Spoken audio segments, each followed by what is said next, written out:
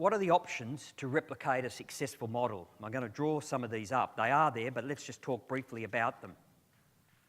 One of them is franchising. And I've grown up with franchising, working closely with McDonald's people. So I have a great belief in it, and I believe that particularly now the government put in the franchising code, which makes the industry more accountable. A good franchise is a great system to replicate in any type of business, whether you're going to franchise or not. The disciplines and accountability for the company and for those that act, even if it's a company store out there, or for a distributor or an agent, or you open another office, you should put these things in place because they will help your business enormously. So the ways you can replicate a system is, number one, franchising. Like Gloria Jeans, we had the master and we franchised stores. The second one is sub-franchising. Now that could come in many ways. A popular one is to sub-franchise someone in Sydney who might do the Northern Beaches. It could be Queensland. They can come in many forms. The second one is master franchising. When we bought the world rights, everyone said, oh, you should open in these countries. I've got to tell you, with the government regulations and dealing with people, with your money, when you can't, or you're not there, you're a long way there, away from them, you don't know what they're doing with your money. And, you could be being ripped off, and it's very hard to tell when you don't understand the culture and things like that.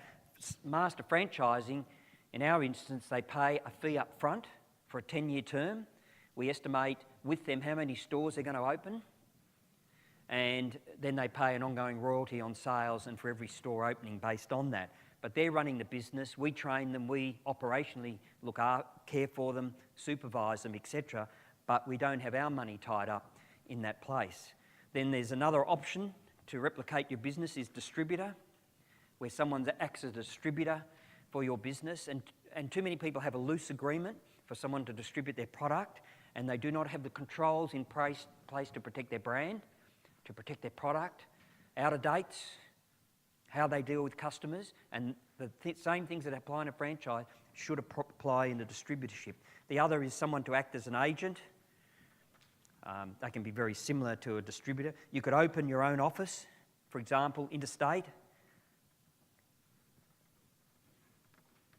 and that works for a lot of people, but you've got to understand there's a lot more supervision, a lot more travel, because it is your company, your business. Who runs that office will determine how successful.